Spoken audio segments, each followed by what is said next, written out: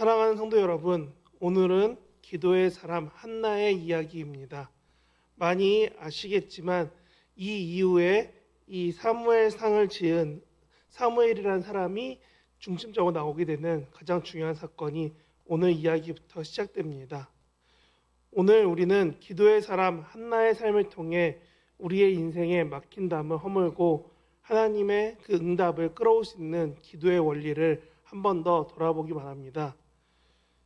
우리가 세상을 살아가다 보면 참으로 이해하기 힘든 고난이 우리 곁에 찾아올 때가 많습니다. 그럴 때 보면 꼭 옆에 보면 그렇죠. 누구는 참 평탄하게 잘 간다는데, 누구는 어려움 없이 잘 되고 있다는데, 왜 내 삶만 이렇게 돌밭길 같고 가시길 같고 왜 이렇게 힘든지, 남들은 어떻게 보면 쉽게 일이 해결되는 것 같은데 내 삶은 그렇게 쉽게 되는 축복은 아무리 봐도 없는 것처럼 느껴질 때가 있습니다. 오늘 본문에 등장하는 한나의 삶이 바로 그랬습니다. 남편 엘가나로부터 지극히 사랑받는 여인이었습니다. 그런데 그 사랑만으로는 도저히 채울 수 없는 그 마음에 빈 구멍이 있습니다. 그녀에게는 바로 자녀가 없습니다. 고대 이스라엘 사회에서 자녀, 특히 아들이 없다는 것은 개인적인 슬픔을 넘어서 하나님이 주신 축복에서 제외된 불쌍한 사람이라는 의미를 갖곤 합니다. 그래서 여인에게 이 아들이 없음, 자녀가 없음이란 말은 그 여인으로서의 존재 가치가 송두리째 필요 없다는 말과 동일해집니다. 지금 이 자리에 앉아 계신 여러분은 어떻겠습니까? 만약에 한나가 겪었던 것처럼 태의 문이 닫혀 있다면요. 그렇게 막막한 삶을 지금 살고 계시다면 여러분들은 어떻게 기도하시겠습니까? 여러분의 인생에도 한나가 겪었던 그런 막막함 가운데 기도할 수 있는 우리 모두가 되길 바랍니다. 열심히 기도해서 응답받고 싶은데 기도하면 할수록 사실 앞이 보이지 않습니다. 주변의 시선은 차갑기만 한 그런 오늘 날씨와 같은 그렇게 춥고 추운 그 마음 한가운데서 한나는 무릎 꿇고 기도하고 있습니다. 그리고 그녀의 눈물이 이스라엘 역사를 바꾸는 사무엘이라는 정말 놀라운 아들을 낳게 되는 기적으로 변했습니다. 오늘 이 밤 우리 모두가 이 영적으로 막혀있는 그 문을 열고 영혼의 갈증이 해결되는 기도가 응답받는 우리 모두가 되시기 바랍니다. 우리가 먼저 한나의 상황을 한 번 더 돌아봤으면 좋겠습니다. 한나는 고통 가운데 아이가 없다는 그 사실 하나만으로도 참 힘듭니다. 그런데 오늘 본문 보면 이렇게 써 있습니다. 엘가나가 매년 예배드리러 왔답니다. 그리고 와서 어떻게 하냐면 자녀들의 수만큼 예배드렸다고 합니다. 이걸 보면은 참 좋은 말 같습니다. 그런데 한나 입장에서 보면 어떨까요? 사실 오늘 성경에서 분인나가 자식을 가지고 있으므로 한나를 매우 괴롭혔다라고 읽을 수 있습니다. 그리고 이 단어는 히브리어로 라함이라고 하는데 천둥이 치다, 심하게 흔들린다라는 뜻이 있습니다. 그러니까 한나가 지금 이렇게 한 번씩 예배드리러 올 때마다 그녀의 마음은 매일같이 천둥과 번개가 치면서 그녀의 자존심이 한없이 떨어질 수밖에 없는 상황이 된다는 겁니다. 왜냐하면 남편이 자녀들을 보고 기뻐하고 있거든요.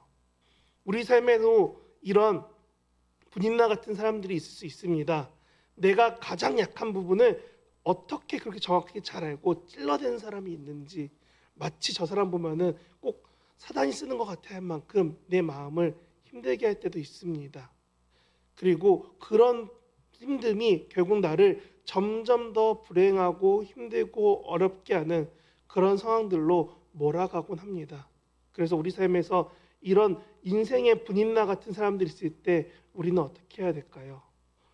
한나가 매년 여호와의 집에 올라갈 때 분인나의 공격을 받고 가족들이 기뻐하고 외식하며 즐거워하는 그 시간에 한나는 조롱이 되고 힘든 그 상황 가운데서 그 마음을 붙잡고 주님 앞에 나옵니다. 그런데 오늘 본문 바로 앞에 있는 5절 6절에서는 우리에게 더 충격적인 사실을 알려줍니다. 5절 6절 보면은 다들 성경 짚으신 분들은 보시면 알겠습니다. 뭐라고 써있냐 이렇게 써있습니다. 그러나 여호와께서 그에게 임신하지 못하게 하시니 라고 쓰여 있습니다. 이 말을 우리가 조금 더 쉽게 하는 말일 것입니다. 하나님이 한나를 사랑하시는데 그의 태를 닫으신 분이 하나님이시다는 겁니다. 하나님이 사랑하신다면서 왜 이렇게 고통스럽게 한나를 두셨을까요? 그렇게 고통스러운데 옆에서 분인나는 승승장구를 하고 있는데 한나는 눈물 흘릴 수밖에 없습니다. 하나님이 허락하지 않으셨거든요. 여러분, 하나님이 한나의 문을 닫으신 가장 큰 이유는 그녀를 버렸기 때문이 아니라는 것을 우리는 알 수 있습니다. 하지만 그 지나는 중간에 한나에게 그 말이 들릴까요? 그렇기 때문에 한나는 더욱더 하나님 앞에 기도하게 됩니다. 만약에 한나가 이런 어려움 없이 평범하게 아이를 낳았다면 그녀는 그저 한 가정의 평범한 어머니로 살아갔을 것입니다. 그런데 이런 고난의 풀무지 같은 이런 거친 상황에서도 이 한겨울같이 춥고 메말라가는 그런 강팍한 상황 가운데서도 한나는 더 기도하였더니 그 영적으로 메말라 있던 어두웠던 이스라엘의 가장 중요한 지도자 중 하나인 사무엘을 낳을 수 있는 기도의 어머니가 되었습니다. 하나님은 이런 큰 기적을 담기 위해 한 나라라는 그릇을 먼저 잘 준비시켰다는 겁니다. 한나가 괜히 기도한 것이 아니라 하나님이 한나를 통해서 사무엘을 준비시켰다라는 것이 바로 1장의 가장 큰 의미라는 겁니다. 너무 힘들어하는 한나에게 남편인 엘가나는 말합니다. 내가 10 아들보다 낫지 않느냐라고 말합니다. 아내로서 남편의 말이 참 위로가 됩니다. 하지만 이 위로가 해결책이 되지 못하는 것은 인간의 사랑은 고맙지만 지금 한나가 겪고 있는 가장 큰 결핍인 자녀에 대한 부분을 이 말로는 해결할 수가 없습니다. 그래서 한나는 그 사람에게 호소하고 사람에게 위로받기를 멈추고 거절하고 찾는 겁니다. 하나님 앞에 나와 기도해야겠다. 그래서 한나는 한 번 더 하나님 앞에 나와서 기도합니다. 사실 우리에게 고난이 다가올 때 우리는 그 고난에 힘겨워할 때가 많습니다. 하지만 이 고난 가운데 하나님께만 집중하라는 그 마음의 소리를 듣고 하나님께 내 마음과 생각을 집중할 때에 결국 하나님은 그 음성 가운데, 그 마음 가운데, 그 기도 가운데 응답하신다는 겁니다. 사실 한나의 마음이 얼마나 어려운지는 오늘 본문 10절에 보면 쓰여 있습니다. 한나가 마음이 괴로워서 여호와께 기도하고 통곡하며 라고 말합니다. 그때 우리는 이 한나의 마음 가운데 첫 번째 배워야 될 기도의 비밀이 있습니다. 바로 정직한 간절함입니다. 한나가 지금 매우 아름다운 미사옥구로 하나님 앞에 기도하지 않습니다. 형식적이며 종교적인 언어로 가득 찬 기도로 하나님 앞에 나오지 않았습니다. 그녀는 자신의 비참함과 억울함, 찢어지는 마음을 숨기지 않고 하나님 앞에 그대로 드러냈습니다. 나중에 한나는 엘리 제사장에게 자신이 어떻게 기도하는지 이렇게 설명합니다. 나는 마음이 슬픈 여자라. 여호와 앞에 내 심정을 통한 것뿐이오니, 심정을 통하다라는 표현이 히브리어로 샤파크인데 이는 그릇에 담긴 물이 하나도 없게 된다라는 뜻입니다. 우리가 다 아는 것처럼 물컵에 물을 뒤집으면 쏟아집니다. 여기서 심정을 통하다라고 써있는 단어는 어떤 말이냐면 내 마음의 어려움이, 힘듦이 물을 쏟듯이 하나님 앞에 모든 것을 토해냈다는 겁니다. 우리가 기도할 때 우리는 어느 순간부터 내 마음의 간절함을 말하지 않습니다. 어느 순간 내 위치와 자리 때문에 기도할 때에 체면을 차립니다.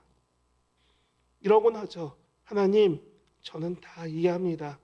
하나님 뜻대로 하옵소서. 내가 마치 예수님이 된 것처럼 어느 순간 그런 기도들로 내 기도들이 채워가곤 합니다. 정작 내 마음속에서는 울분과 원망이 가득한데도 그런 마음이 기도로 나오지 못할 때가 많습니다. 과거 신학교에 떨어져서 1년을 더 공부해야 할 때도 주변에 같이 공부했던 지체들이 와서 얘기합니다. 하나님의 때가 아닌가 봐. 더 기도해봐. 맞아요. 하나님 때가 아닌 것 같아요. 라고 말하고 싶은데 마음과 입술과 고백은 다릅니다. 그리고 제가 증산제일교회 와서 결혼할 때까지도 저의 주변 사람들 앞에서 저는 말했습니다. 괜찮아요. 하나님이 예배해 주신 사람이 있을 거예요. 이 말을 한 해 한 해 한 번 한 번 할 때마다 저 또한 말과 마음이 다를 때가 많았습니다. 정말 기대하고 바라는 것이 이루어지지 않는 그때에도 나는 목회자가 될 거니까, 아니 목사니까, 전도사니까 괜찮아 라고 여기면서 제 자신마저 속이며 살아왔습니다. 그런데 정말 깊은 절망 앞에서 무너져 올 때는 괜찮지 않은 저를 발견했습니다. 그리고 그때에 저는 오늘 본문이 더 와닿았습니다. 하나님은 우리의 거룩한 연극을 원하는 것이 아닙니다. 하나님은 우리의 상한 심령 그 자체를 원하십니다. 그래서 시편 51편에서 다윗이 말하는 겁니다. 하나님께서 구하는 제사는 상한 심령이라고요. 우리는 어느 순간부터 하나님 앞에 진실하게 고백하는 것보다 그런 미사옥구에 나를 숨길 때가 많았다는 겁니다. 한나가 너무너무 울다가 기도하다가 너무 간절히 기도하다가 지쳤는지 그만 소리가 안 나오는 한나의 기도를 보면서 엘리는 말합니다. 너 혹시 술 취한 거 아니야? 라고요. 여러분, 사람의 눈에 미친 것처럼 보일 만큼 혹은 술에 취한 것처럼 보일 만큼 무언가에 전심으로 매달려 본 적이 언제입니까? 그렇게 기도했던 때가 지금 내 삶에서 얼마나 멀어져 있는 추억처럼 기억처럼 남아있진 않냐는 겁니다. 내 삶의 문제를 가지고 하나님과 1대1로 대면하면서 목숨을 건 씨름을 했던 야곱과 같은 내 삶은 언제인지 잊어버렸다는 겁니다. 그러니까 우리는 기도를 더 길고 화려하고 어려운 말들로 채워가려고 합니다. 기도의 응답은 우리의 유창한 언어에 달려있지 않습니다. 우리의 절박함에 달려있습니다. 그래서 이렇게 기도하기 바랍니다. 주님, 이번이 마지막입니다. 주님이 손대지 않으면 저는 죽습니다. 이런 정직한 비명이 하나님의 그 마음 앞에서 울려지는 진실한 기도가 된다는 겁니다. 오늘 이 밤 여러분의 마음속에 꾹꾹 눌러놓았던, 담아두었던 그 모든 아픔을 방금 말했던 히브리어 단어처럼 쏟아내십시오. 하나님 앞에 다 쏟아내고 기도할 때에 하나님이 여러분의 눈물을 보시며 하나님의 마음을 움직이실 가장 좋은 기도가 될 것임을 믿습니다. 두 번째로 한나의 기도에는 영적인 굳건함이 있었습니다. 기도는 단순히 내 요구사항을 관철하는 시간이 아니라 하나님의 뜻이 내 뜻에 굴복되는 시간입니다. 11절을 보십시오. 이렇게 써 있습니다. 만일 아들을 주시면 내가 그를 하나님께 드리겠나이다. 우리는 이 본문을 보면서 생각합니다. 하나님 앞에 좋은 걸 드리면 하나님이 나에게 좋은 걸 주시겠지라고요. 내가 하나님을 위해 열심히 잘한다고 결론 지으면 하나님이 그 뜻을 이루어 주시겠지요 라고 생각합니다. 꼭 아이를 얻기 위한 조건부 거래처럼 보일 수 있습니다. 하지만 깊이 묵상해 보면 이것 또한 놀라운 주권의 포기입니다. 지금 한나가 제일 원하는 것은 아들입니다. 그 곁에 있어줄 자녀입니다. 그런데 한나가 어떻게 하고 있나요? 그 아들을 하나님께 드리겠습니다라는 겁니다. 내가 제일 바라던 기도조차도 하나님 뜻을 위해 내가 하나님께 드리오니 하나님 그것을 받아주시옵소서. 나의 결핍을 채우는 것이 아니라 하나님의 영광을 드러내기 위해 이 자녀를 사용하여 주십시오라고 자기의 주권을 포기했을 때에 결국 한나는 자식이 없는 서러움이 아니라 하나님이 이끌어 가시는 그 기도를 보게 된다는 겁니다. 지금 한나는 자기가 어떤 기도를 하는지 알게 된다는 겁니다. 내가 편해지는 내 자녀를 위한 것이 아니라 하나님의 살아계심이 나타내기 위한 기도. 그러니까 내가 어떻게 기도해야 될지 하나님 뜻을 구하기 위해서 내 뜻을 내려놓는 것이 어떤지 더 알게 되고 더 기도하는 것이 기도의 자리라는 겁니다. 우리가 기도의 자리에 나와서 나의 기도만 열심히 한다면 한나의 오늘 서원과 같은 기도는 할 수가 없습니다. 하나님 이렇게 해주십시오가 아니라 하나님 이렇게 해주시면 내가 기쁘겠나이다. 하나님 이 기도를 들어주시면 내가 즐겁겠나이다. 내 뜻을 이루겠나이다. 하나님의 이름으로 내가 좋길 원합니다. 라는 기도만 우리가 열심히 하고 있습니다. 하지만 기도가 깊어져서 결국 하나님 앞에 나온다면 우리는 그런 제자리 걸음 같은 내 상황만 바라보는 기도를 하지 않게 됩니다. 그래서 한나는 버티고 기도를 하는 겁니다. 그 당시에 대제사장인 엘리가 와서 말할 때에도 흔들리지 않고 기도합니다. 빌립보서 4장 6절 7절 말씀 보면은 이렇게 쓰여 있습니다. 한번 자막 보여주세요. 아무것도 염려하지 말고 다만 모든 일에 기도와 간구로 너희 구할 것을 감사함으로 하나님께 아뢰라. 그리하면 모든 지각에 뛰어난 하나님의 평강이 그리스도 예수 안에서 너희의 마음과 생각을 지키시리라. 결국 우리가 하나님의 평강 때문에 우리의 마음과 생각을 지켜줘서 환경이 우리를 지배하는 것이 아니라 기도로 무장된 우리의 마음이 환경을 압도하게 되는 것. 우리의 기도가 나의 소원 성취를 넘어서 하나님의 뜻이 이루어지는 반석 위에서 기도하는 그런 기도로 우리가 기도할 수 있는 모두가 되게 주의 이름으로 축복합니다. 마지막으로 세 번째로 한나의 기도에는 확신이라는 열매가 맺었습니다. 아까 읽었던 빌립보서도 이렇게 말합니다. 감사함으로 하나님께 아뢰면 내가 기도하고 있는데 감사할 게 뭐가 있을까요? 근데 그 근거가 오늘 본문에 있다는 겁니다. 바울이 봤던 것처럼 하나님께서 행하실 것을 믿고 기대할 수 있느냐, 확신할 수 있느냐, 의심하지 않을 수 있느냐라는 것입니다. 오늘 본문 이후에 18절에 보면은 엘리가 말합니다. 평안히 가라. 하나님이 내 기도를 듣기를 원하노라. 이 말이 정말 엘리가 축복하면서 했을 말일까요? 지금 엘리는 밤에 나와서 혼자 기도하고 있는 한나를 봅니다. 근데 한나를 아무리 봐도 술 취한 것 같아 보여요. 물어봤는데 자기는 술 취하지 않았다고 말해요. 그럼 우리들 다들 생각합니다. 아, 이 사람이 조금 피곤하거나 힘들거나 취했나 보다 하고 보내려고 하지 그 사람 말을 정중히 들어줄 때는 많지 않습니다. 지금 엘리도 어쩌면 그와 같은 마음일 겁니다. 너 여기서 기도 적당히 하고 빨리 들어가 하니까 말합니다. 평안히 가라. 하나님이 너 기도 들어줄 거야. 어쩌면 엘리의 말은 인사치레처럼 혹은 관용어고처럼 편하게 한 말입니다. 하지만 기도하고 있던 한나는 그 말을 꽉 붙였습니다. 그랬더니 그 이후에 한나가 어떻게 반응합니까? 가서 먹고 얼굴에 다시 근심의 빛이 없었더라라고 말합니다. 여기서 한나의 행동이 바로 확신이라는 겁니다. 그것이 빌립보서에 말하는 감사함으로 하나님께 아뢰는 것입니다. 성도 여러분, 이 구절에서 정말 놀라운 것은 한나의 상황이 바뀌지 않았다는 겁니다.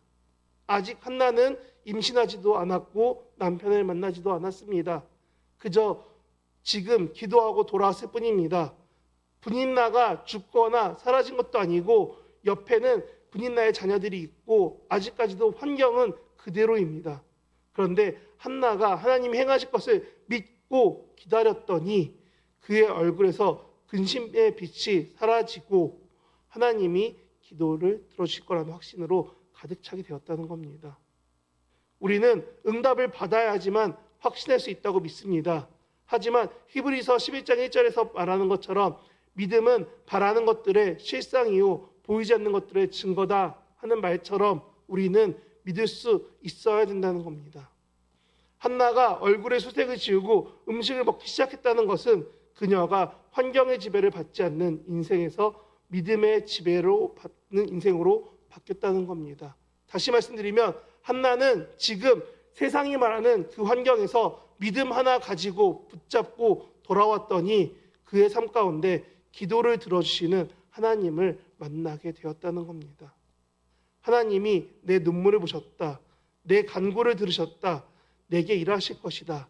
이 고백이 한나에게 가득하게 되었을 때 그녀의 기도가 이루어졌다는 겁니다. 지금 잘 생각해 보시면 그 이후에 본문을 읽을 때 결국 하나님이 그 기도를 응답하셨다는 것을 우리는 보게 됩니다. 사무엘상 1장을 다시 한번 천천히 읽어보실 때 이와 같이 한나의 기도가 이루어져 가는 것을 볼 수 있습니다. 우리가 한나처럼 기도하고 무릎을 펴고 일어날 때에 우리의 얼굴에는 모든 근심이 걷히고 주의 찬란한 빛이 가득하기 바랍니다. 하나님께 기도하여서 하나님이 내 근심을 해결해 주실 거라는 그 믿음 가지고 돌아갈 수 있는 저와 여러분 되시기 바랍니다. 그렇기 때문에 오늘 우리는 한나의 기도를 통해서 우리의 막힌 담을 어떻게 허물 수 있는지 바라보았습니다. 내 주변에 분인나처럼 정말 괴롭고 힘들게 하는 사람이 있을 때라도 하나님이 나의 상황을 막으신 것 같은 태를 닫으신 것처럼 내 상황이 막힌 것 같은 어려움이 있은 후에도 결국 우리가 꼭 기도해야 되는 것은 우리 삶에 사무엘과 같은 기적이 준비되고 있음을 기억해야 됩니다. 그래서 우리는 꼭 기도합시다. 한나가 했던 것처럼 하나님 앞에 진심으로 나의 모든 심정을 쏟아내는 간절함을 회복하십시오. 괜찮은 척하지 마시고 아프면 아프다고 힘들면 힘들다고 하나님 앞에 통곡하며 나아가십시오. 둘째로 환경의 소음에 흔들리지 말고 하나님께 시선을 고정할 수 있기 바랍니다. 우리의 믿음이 굳건해졌을 때 기도의 중심을 내 욕심에서 하나님의 영광으로 옮길 수 있게 됩니다. 셋째, 기도를 마칠 때 하나님이 응답하실 것을 미리 믿고 누리는 확신을 가지고 가십시오. 다시는 얼굴에 근심의 빛이 띄지 않겠다라고 결단하며 평안의 식탁으로 나아갈 수 있는 저와 여러분 되기 바랍니다. 그래서 한 구절 더 보겠습니다. 로마서 8장 26절입니다.